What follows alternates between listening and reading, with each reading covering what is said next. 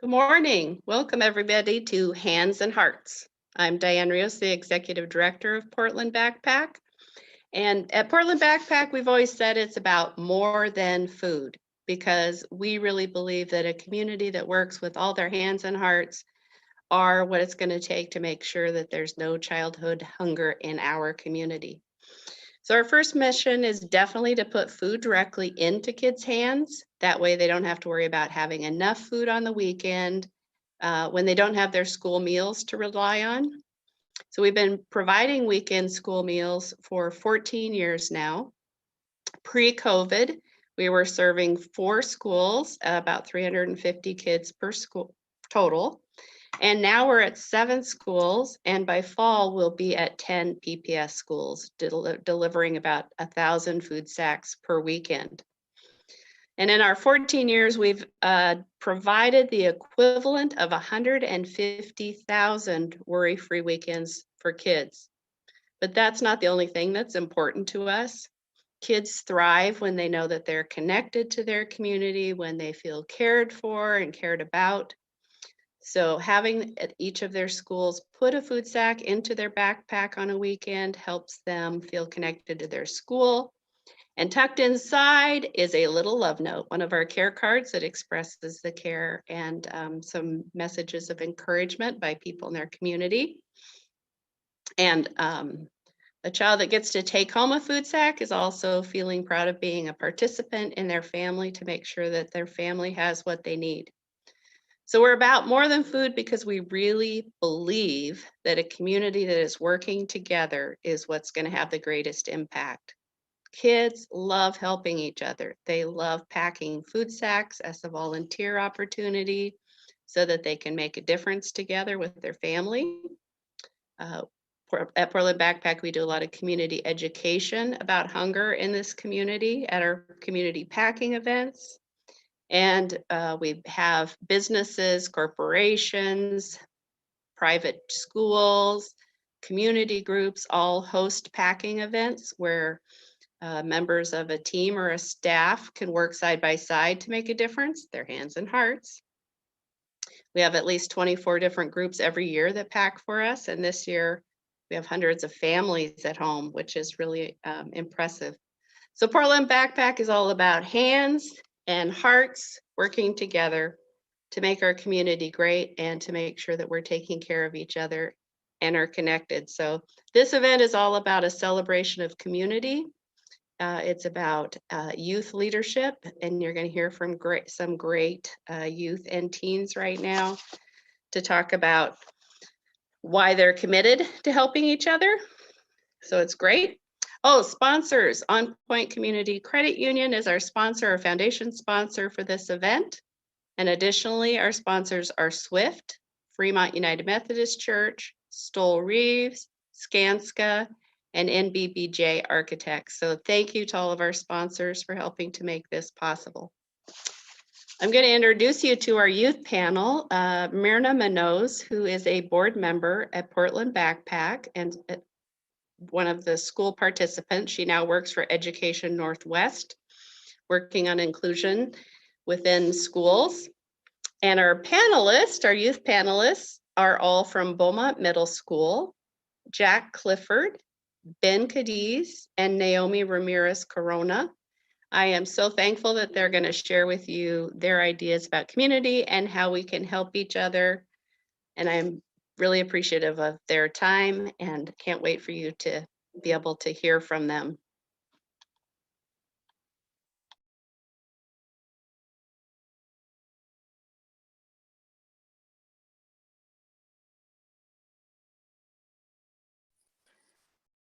Good morning, Internet World, Portland, and welcome to our Hearts and Hands student panel. My name is Mirna Munoz, and it's an honor to be both a board member with Portland Backpack, a very diverse board that works together to help unite the children of Portland with food and with love. It's an exciting opportunity for me to be around people that care and love this mission so much. So thank you, board members. Thank you also, sponsors. So grateful for you encouraging us to continue to work toward unity and feeding all of the children. And I get the pleasure of moderating the conversation between Naomi, Jack, and Ben. And I'm just going to start with the questions. Are you ready, panelists? Yes, they look ready. Great. So I'm going to start with Ben. Ben, can you tell us what you like most about your community? I think first we need to qualify. What is community? Everyone has their different opinions on what community is. My view of community is the people closest to you, your friends, family, peers, neighbors, but also people like doctors, gas station workers, grocery store workers, and farmers that you haven't necessarily met, and yet they've put themselves at risk for COVID to help you keep living a happy life. That's what this event is all about, helping people live a happy life without worrying about the next meal. But back to the question about what I like most about my community. I like that people look out for each other. No one feels left out, left behind, or ignored. Nice. Thank you so much. What about Naomi? What do you like most about your community, Naomi? What I like most about my community is that what's it called? We can all come together and be with our friends or make new friends and just have a nice day together. Yeah. And you told me about something special your community did to Yeah. help the children in your community. Yeah, something special that my community did was that they all helped out around where I live for us to have a playground, and now we have one, and I really appreciate that. Right within your local community. And you go play there, yeah? With other kids? Yeah. Awesome. Thank you for sharing. Jack, how about you? What do you like most about your community? What I like most about my community is how people are coming together to help each other during this hard time.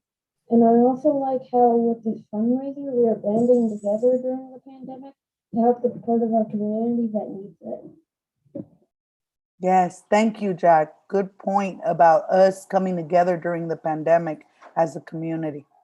Okay, panelists, I'm going to go to the next question. One of my favorites. Hold on to your hats, audience participants, because these people are inspiring. So I'm going to start back with Ben. Ben, how do you help in your community? Do you I know help others? in- I'm sorry. I'll yeah. start with that question, then I'll ask you a follow-up. Okay. I help in my community by doing fundraiser like these. I think I've been to the last 2 present day weekend packing events, but also just by helping out around the house because your house is a community. Washing the dishes, taking out the trash helps your community. Nice. And do you know other people helping in your community? What do you admire about them or that? Yes, both my parents are helping in my community. My dad is a teacher, so he's helping people in the community learn. And my mom is an OBGYN, so she's helping people in the community by delivering babies. Both of my parents are also helping give vaccines to people. My dad is doing the more administrative work, and my mom is giving the shots. I look up to them because they are very active in the community and they like to help people. And so do I. That is the reason why I'm here today, to help people in need. Nice. Starting early. Thank you, Ben, for joining us and helping our community. Naomi, what about you? How do you help in your community? How I help in my community is I help out by my community by cleaning the house sometimes doing my room, the dishes, or doing other stuff. And why is that so important to you? I know you shared with me that you have a very hardworking family.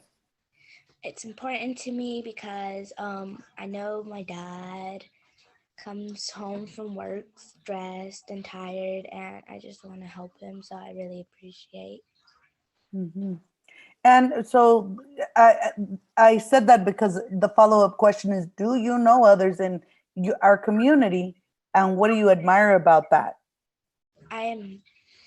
What I admire about that is that my dad and my sister are very both hard workers, and I really appreciate that because My dad sometimes comes from work very tired and he has to make us some food, and I appreciate because at least I still have a roof and a plate of food on the table. Mhm. And the people I appreciate too are my teachers, and yeah, Why do you appreciate the teachers? because they helped me go through a lot, and I really appreciate for everything they helped me with. Yay, thank you. Thank you, Naomi. Um, Jack, what about you? How do you help in your community? I help in my community in the community by going to events like these where we as a community pack food sacks for kids to have food. Some families like yours might be able to afford enough food to eat for a longer time, like a long time. But I'm going to spend my time with this event to help families and kids that can't buy a lot of food. And I'm going to help through these events. Thank you, Jack. And do you know others helping in our community? What do you admire about that? The fact that they're helping even with the coronavirus, like there's a risk they could get sick doing their jobs, but they know that someone has to do it to help the community. Because if there wasn't someone working at the gas station or someone driving the garbage truck around, like then everyone would have way too much trash in their trash cans and house, and everyone couldn't drive it off to the landfill because they'd be out of gas. Exactly. Thank you. Okay, so next I'm going to ask Ben, why is it important for everyone to eat in our community?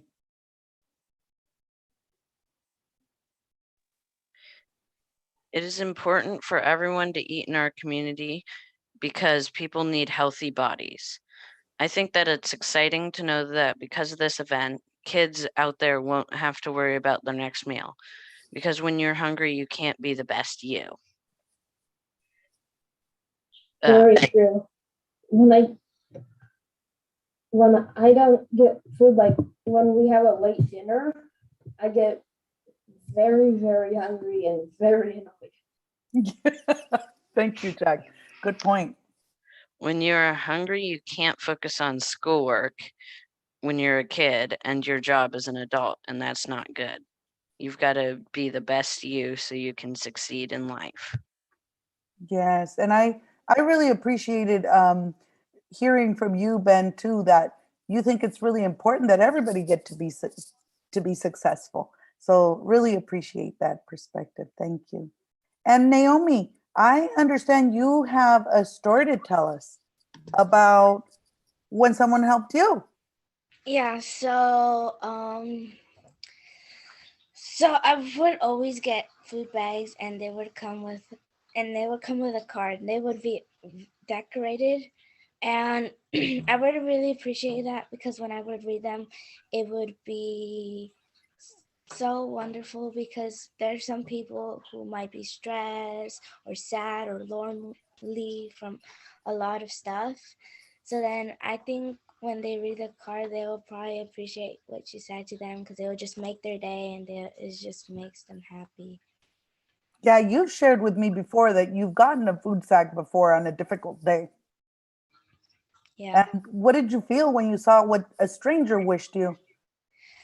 What I thought about that, I thought that was amazing because it made my day. Yeah. Thank you for sharing that, Naomi.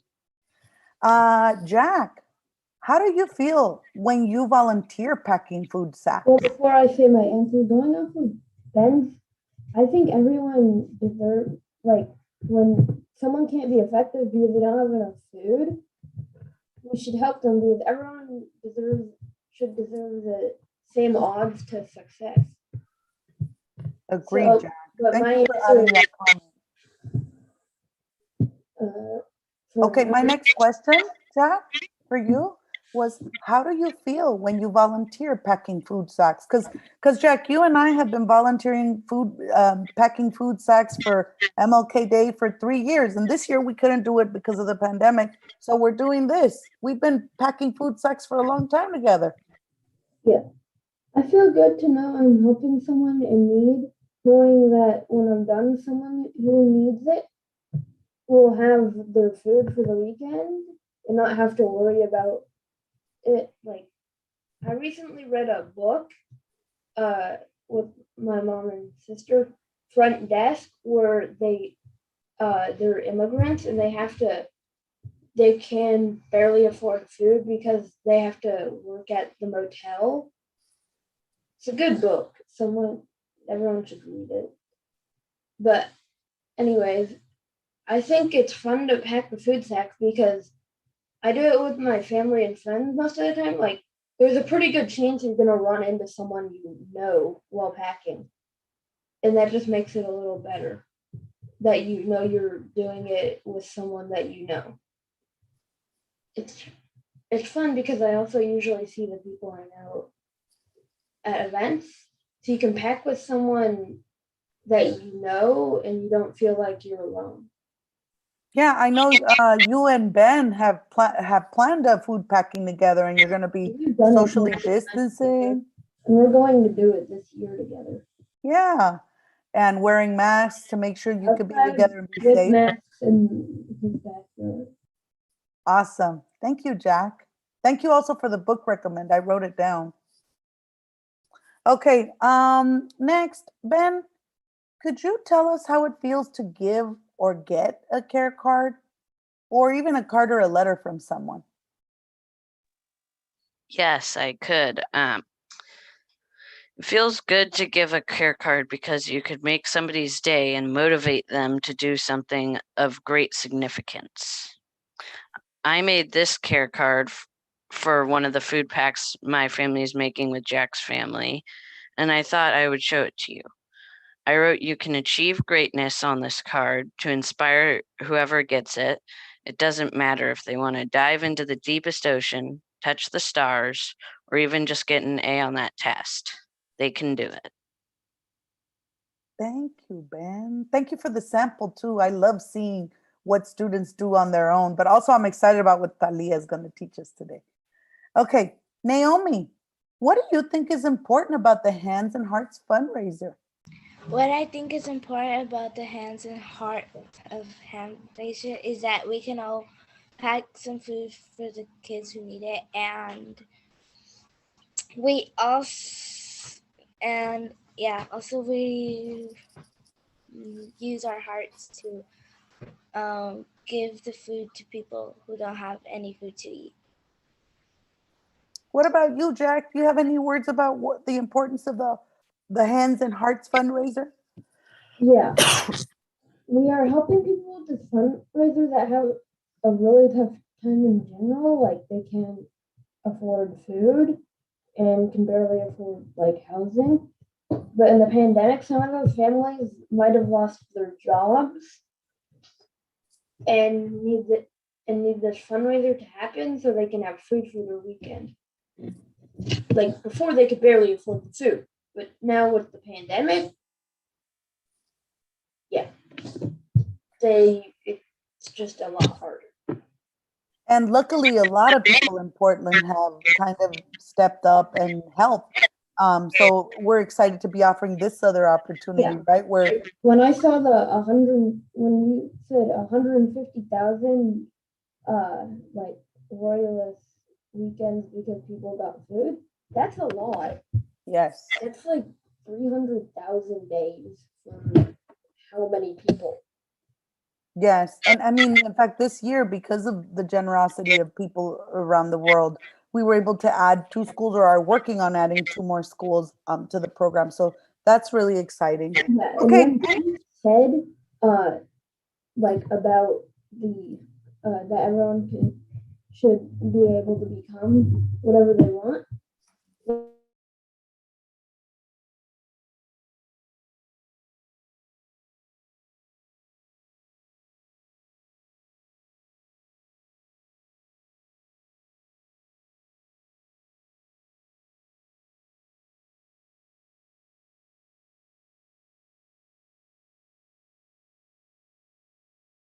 yet.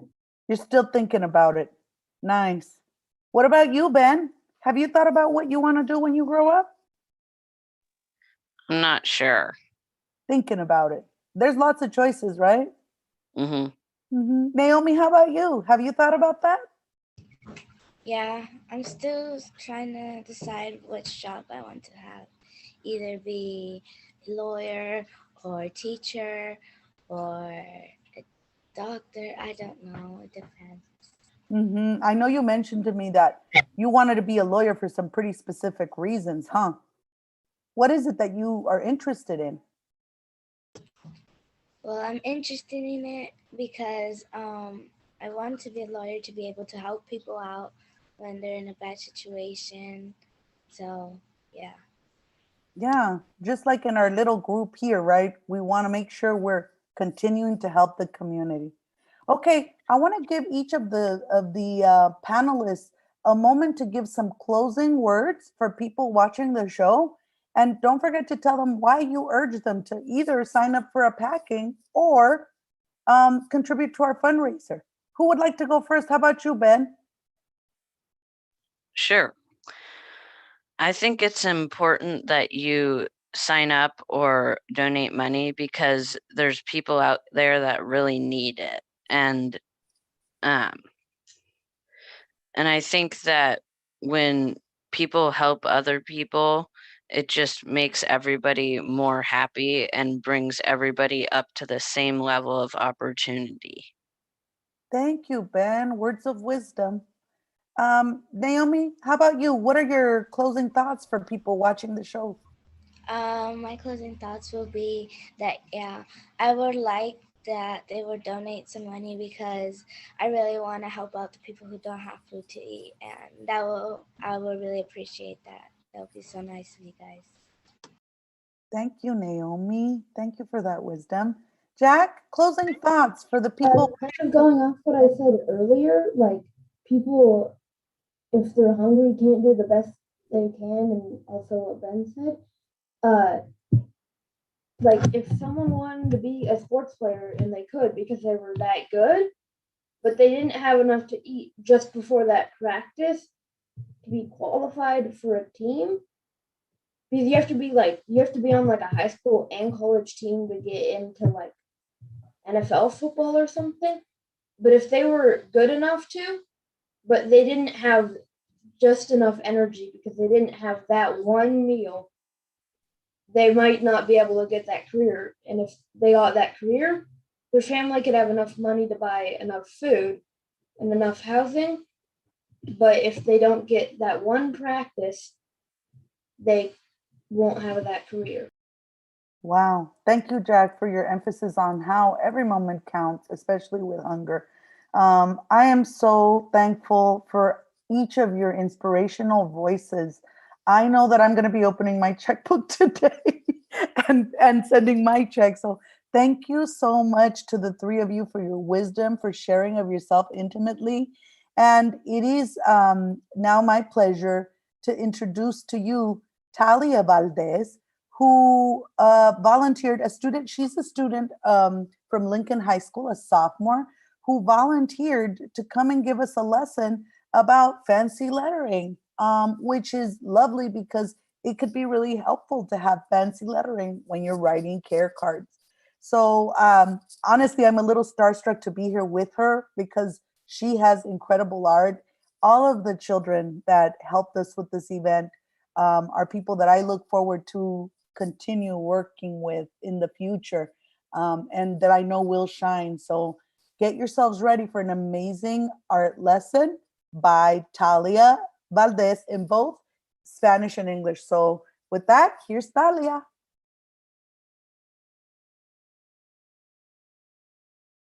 Hello, my name is Talia Valdez, and today I'm going to be showing you some lettering techniques. I'm going to be showing you some basics for a bunch of different types of lettering and things you can add to your lettering so that you can use them to make your messages on your care cards. And part of this lesson will be in English and other parts will be in Spanish. Así que, hola, mi nombre es Talia Valdez y hoy les voy a enseñar unas técnicas de lettering y les voy a enseñar una variedad de técnicas que ojalá puedan usar en sus cartas. So, let's get right into it. So first we have paper. Right here I have cardstock and printer paper. Tengo cartulina y papel de la impresora. Personally, I like to use cardstock more. It's not as see-through, but what really matters is that the paper is smooth, so printer paper works just fine as well. Así que personalmente me gusta usar la cartulina más, porque no se puede ver lo que has escrito al otro lado, pero lo que realmente importa es que el papel es liso, así que papel de la impresora funciona también. Next we have the obvious, which is a pencil for guidelines and an eraser. Obvio, necesitamos un lápiz y un borrador. You're also going to need at least one pen. I have 2 fine liners here, one of which is a Sharpie, and a ballpoint pen. Así que necesitas una pluma, tengo un bolígrafo aquí también, y puedes escoger lo que quieres usar. We also have some markers. Both of these are Crayola markers. Personally, I like to use the Crayola Super Tips more, but both of these work. What's important is that they have a thinner tip and get thicker as you go down.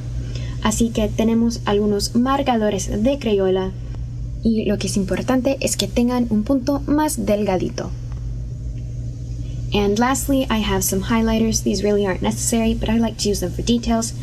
Así que tenemos algunos resaltadores, no son necesarios, pero me gusta usarlos para detalles. So the first type of lettering I'm going to cover is calligraphy using Crayola markers. My favorite exercise to practice this is making lines. So on the downstrokes, you're going to apply more pressure and you're going to use the side of the pen, and when you go up, you're going to apply less pressure and use the tip of the pen. Así que lo que estoy haciendo es cuando bajo, estoy aplicando más presión, y cuando subo, estoy aplicando menos presión. Next, I'm going to make some waves to practice making curves. Así que estoy dibujando olas para practicar las curvas. I also like to make a few circles to practice curves some more. And now I'm going to go in with the thicker Crayola marker. It works just as well as the Crayola Super Tips. Mine's a little dried out, but otherwise it would look the same. My next exercise is practicing the alphabet. I think it's really helpful to do this so you can practice when you are going to take your pen off the paper, when you're going to put it back on, and what you're going to do for each letter. Así que practicar el alfabeto ayuda mucho.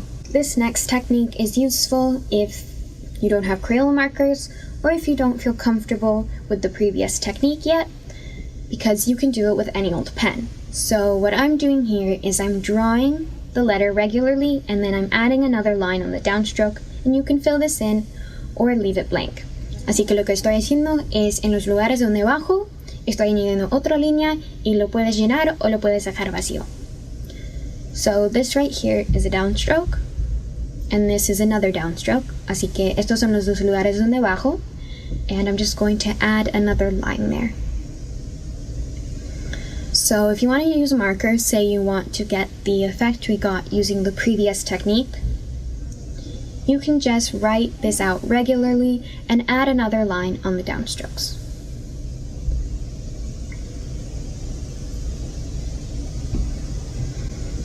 Something I think is really fun is when you leave that space empty, you can fill it up with any color you'd like. Así que lo que estoy haciendo es, si dejo esa área vacía, lo puedo llenar con cualquier color. And I suggest you play around with this. Here I'm writing the word rainbow and I'm filling it with the colors of the rainbow.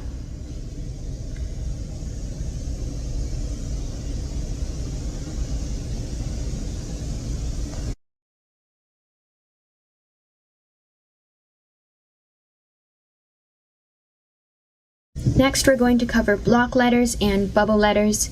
I don't use guidelines anymore, but they're very helpful when you're starting out. So what you're going to do when you use guidelines is write out the word regularly and then draw around each letter to create a block letter. Así que lo que hago cuando uso las guías para hacer una letra de bloque es escribo la palabra regularmente y luego dibujo alrededor de cada letra para hacer una letra de bloque.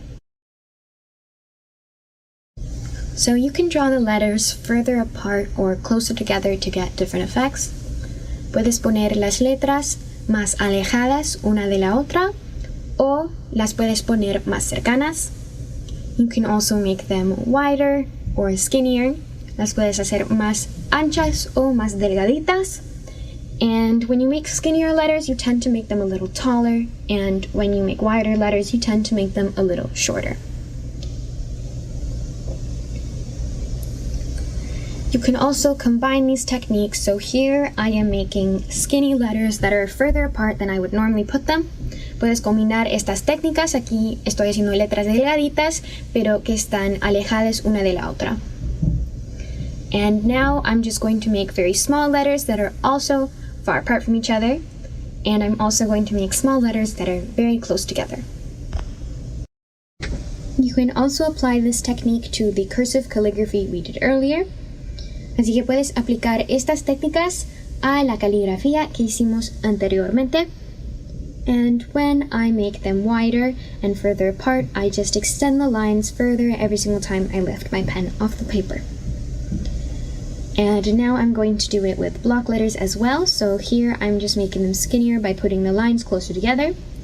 Así que también puedes hacer estas técnicas con las letras de bloque. Así que aquí las estoy haciendo más delgaditas. And here I am going to make them wider, which does take up a lot of space, so I didn't put them far apart, but if you want to, you can. Just make sure you have enough room. Así que aquí las estoy haciendo más anchas. And then again, you can combine the techniques. So here I am making them skinnier and putting them farther apart. Así que aquí las estoy haciendo más delgaditas y las estoy poniendo alejadas una de la otra.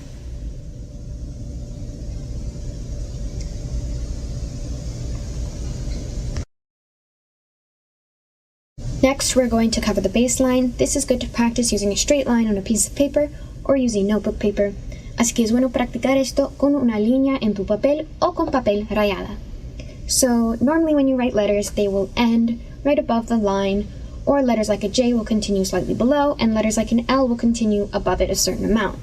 But when you play around with the idea of the baseline, you don't have to pay attention to these rules. So my H goes a little below, and my I is a little higher than it should be. Así que cuando juegas con la idea de la línea de base, no tienes que seguir las reglas que normalmente sigues. Puedes continuar una letra un poco abajo de la línea. This also works using the calligraphy we did earlier or just regular cursive. Así que también puedes hacer esto con tu caligrafía.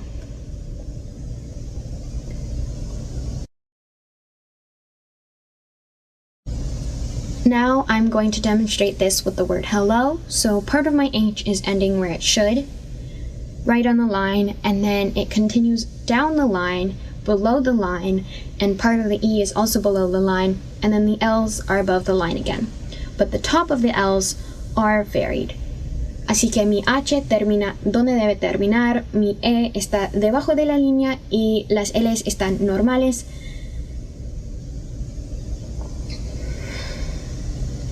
So it's important if you have two different letters together, like the two L's, that they are varied, they're in different places.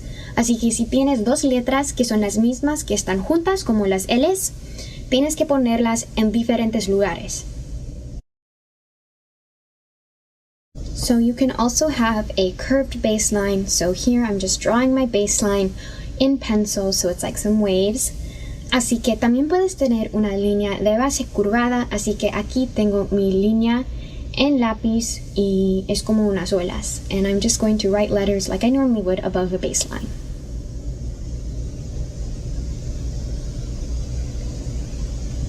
This idea also works with the cursive letters. This is a little bit more difficult, and of course the cursive letters can also extend below it. Next, we're going to cover something real quick that has to do with your horizontal and vertical lines. So this first part, I'm making my horizontal lines thinner and my vertical lines thicker. Así que aquí estoy haciendo mis líneas horizontales más delgaditas y mis líneas verticales más gruesas. And now I'm going to make each line that isn't the left line thinner. Así que aquí todas las líneas que no son la línea a la izquierda son más delgaditas. And next I'm going to do the opposite of what I first did. So my vertical lines this time are going to be thinner and my horizontal lines are thicker. Así que esto es lo opuesto y mis líneas horizontales son más gruesas y mis líneas verticales son más delgaditas. I also like to combine capital letters and lowercase letters, así que me gusta combinar las letras minúsculas y mayúsculas. Generally, I make the consonants the capital letters and the vowels the lowercase letters, but sometimes I play around with that. Así que normalmente las consonantes son las que son las letras mayúsculas y las vocales son las minúsculas. Next, we are going to talk about drop shadows. Vamos a hablar acerca de las sombras. So, let's say we have a sun in the upper right corner. Tenemos un sol para arriba al derecho. Shadows fall on the opposite side of the sun, on the opposite side of the light source. In this case, it's the lower left. So I'm going to take a pen, in this case it's black, and I am going to draw some lines where the shadow would fall. Así que las sombras están al lado opuesto de la luz. En este caso es nuestro sol. Y en este caso, la sombra estaría para abajo a la izquierda, así que voy a tomar mi pluma, en este caso es negra, y voy a dibujar unas líneas donde estaría la sombra. Now, the shadow doesn't necessarily have to be touching the letter, so here I'm going to make the shadow, but it's going to be right next to the letter. Así que la sombra no tiene que tocar a la letra, puedes hacerlo justo al lado. Shadows also don't have to be black. So here my main color is purple, but I'm going to make my shadow in blue. Así que las sombras no tienen que ser negras. Aquí mi sombra es azul.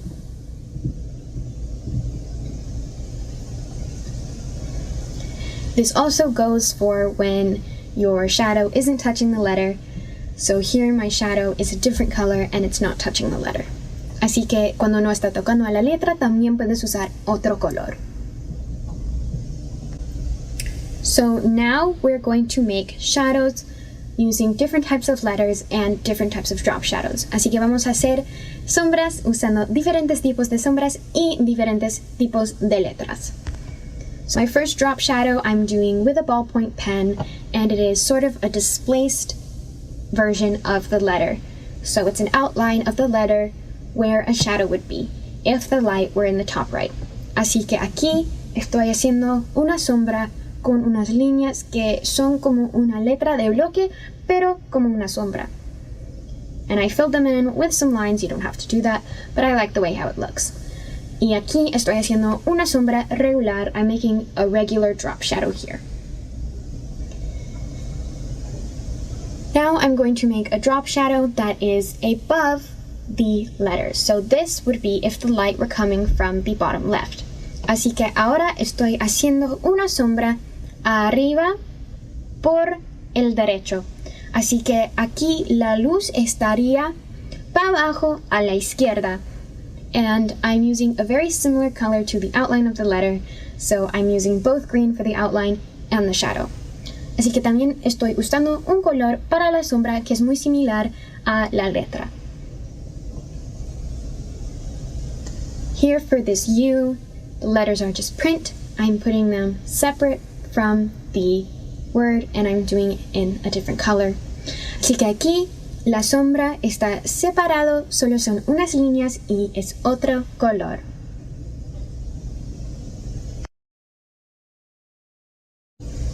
So now I'm just going to combine the different types of lettering and the different techniques we covered to make some sample care cards. Así que ahora voy a combinar las cosas que hicimos y voy a crear algunas cartas.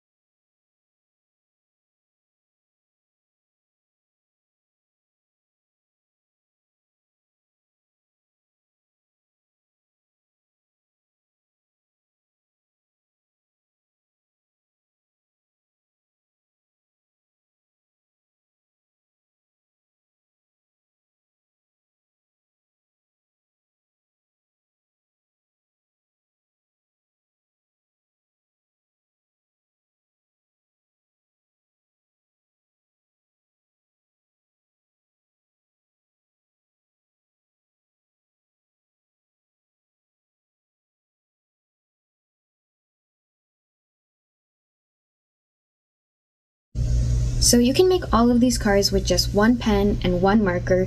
Sometimes I added another pen or another marker if I wanted another color, or I added a highlighter for more details, but you don't have to do that if you don't want to.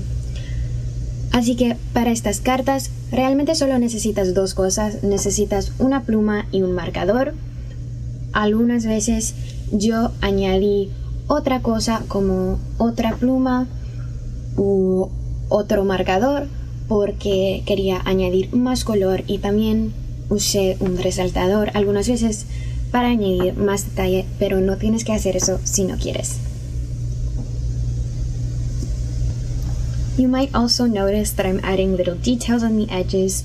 Sometimes I just make little shapes around things, or I add something on each side of a word or a phrase, or I'll add little doodles. I like to add plants a lot of the time with them, just to make things more visually interesting. Así que probablemente has notado que estoy añadiendo otros elementos a mis dibujos. Mi cosa favorita para añadir son las plantas alrededor de mis palabras, pero también puedes añadir otras cosas como unos garabatos que has hecho.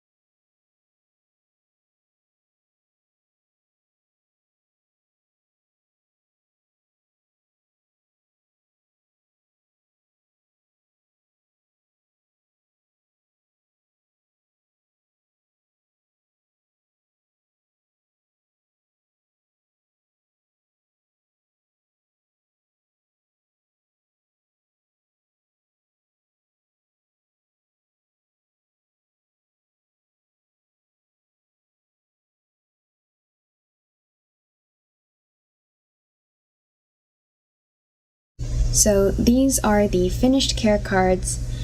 I hope you had fun learning with me today, and thank you so much for tuning in to the live stream. Así que espero que hayas disfrutado este tiempo y que hayas aprendido algo, y gracias por estar aquí. Chao.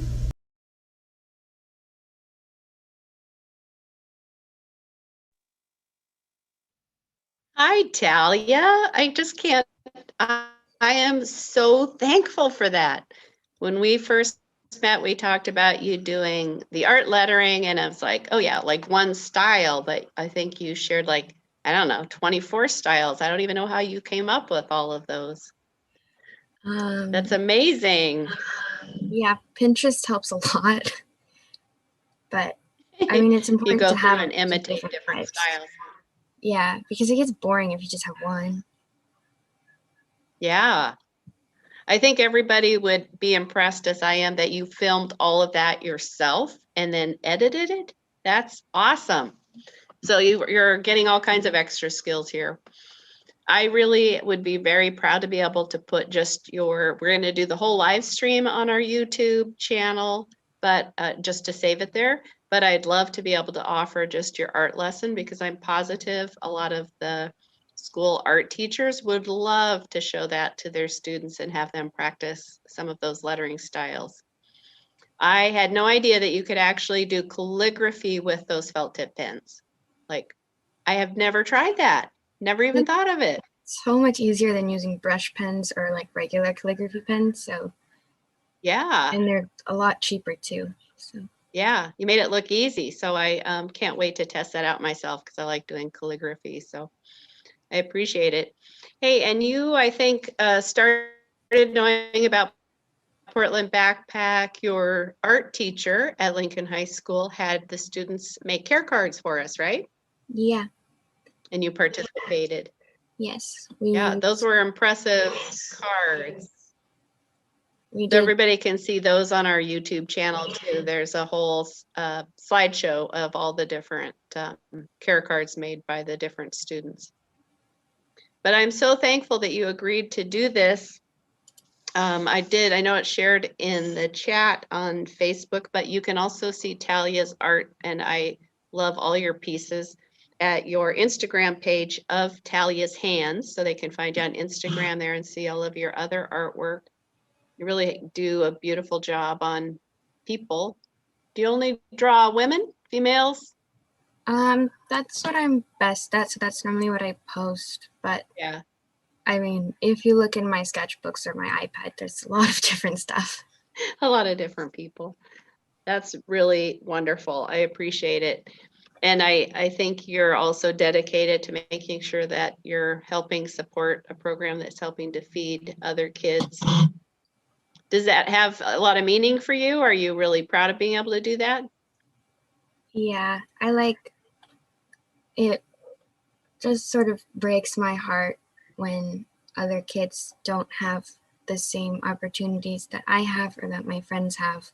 Yeah. Yeah, I remember, I know I don't remember this, but when I was younger, my mom and I did use food stamps. So I think stuff like this, when I was little, I probably could have related to it more. Yeah. Everybody needs help sometimes, don't they? So we should all be about helping each other when we need it. Yep. So thank you so much for that wonderful art lesson. And like I said, I think it's a really valuable thing for us to be able to share, and I'm very proud of it. And I appreciate so much your time in making that really what to me would have taken a lot of time for you to make that for us. So I'm very thankful. Thank you.